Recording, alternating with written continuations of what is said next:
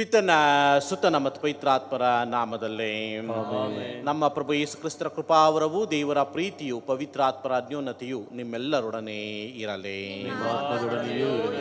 ಕ್ರಿಸ್ತರಲ್ಲಿ ಪ್ರೀತಿಯ ಸಹೋದರ ಸಹೋದರಿಯರೇ, ನಾವು ಈ ಲೋಕದಲ್ಲಿ ಬದುಕುವಾಗ ಪಾರಮಾರ್ಥಿಕವಾಗಿ ಬಡವರಾಗಬೇಕಾಗಿದೆ. ನಮ್ಮಲ್ಲಿ ಎಲ್ಲವೂ ಇದ್ದರೂ ಸಹ ನಮ್ಮನ್ನು ನಾವು ದೇವರ ಮುಂದೆ ತಗ್ಗಿಸಿಕೊಂಡು ದೇವರು ಕೊಟ್ಟದ್ದನ್ನು ನಮಗೆ ಕೊಟ್ಟಿದ್ದಾರೆ ಎಂಬುದನ್ನು ಅರ್ಥ ಮಾಡಿಕೊಂಡು ಬದುಕಿದಾಗ ಮಾತ್ರ ಪಾರಮಾರ್ಥಿಕವಾಗಿ ಬಡವರಾಗುತ್ತೇವೆ.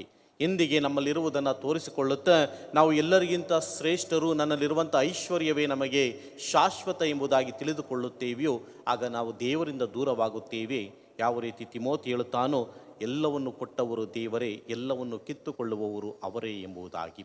ಬರಿಗೈಯಲ್ಲಿ ಬಂದಿದ್ದೇವೆ, ಬರಿಗೈಯಲ್ಲೇ ಹೋಗುತ್ತೇವೆ. ಹಾಗಾಗಿ ಕ್ರಿಸ್ತ ಹೇಳುವಂಥದ್ದು, ಪಾರಮಾರ್ಥಿಕವಾಗಿ ನಿಮ್ಮನ್ನು ನೀವು ತಗ್ಗಿಸಿಕೊಳ್ಳಿ, ನಿಮ್ಮ ಹೃದಯವನ್ನು ದೇವರತ್ತ ತಿರುಗಿಸಿರಿ ಎಂಬುದಾಗಿ.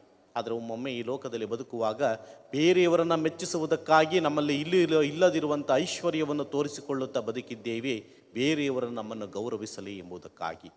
ಈ ತಪ್ಪುಗಳಿಗೆ ದೇವರಲ್ಲಿ ಕ್ಷಮೆಯನ್ನು ಯಾಚಿಸೋಣ ಮತ್ತು ಈ ದಿವ್ಯ ಬಲಿಪೂಜೆಯನ್ನು ಯೋಗ್ಯರಾಗಿ ಭಾಗವಹಿಸಲು ನಮ್ಮನ್ನು ನಾವು ಸಿದ್ಧ ಮಾಡಿಕೊಳ್ಳೋಣ.